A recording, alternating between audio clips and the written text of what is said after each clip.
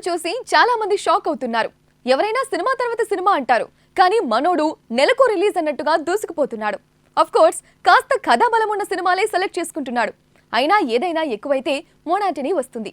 ఒకప్పుడు కృష్ణ, రాజేంద్ర ప్రసాద్ లాంటి హీరోలు ఏడాదికి 10-15 సినిమాల వరకు చేసేవారు.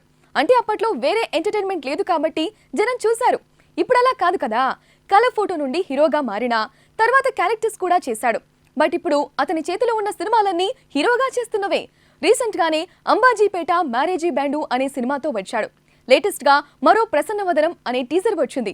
దీంతో పాటు కేబుల్ రెడ్డి, ఆనందరావు అడ్వెంచర్స్, శ్రీరంగ నీతులు, గొర్రె పురాణం అంటూ వరుసగా సినిమాలున్నాయి.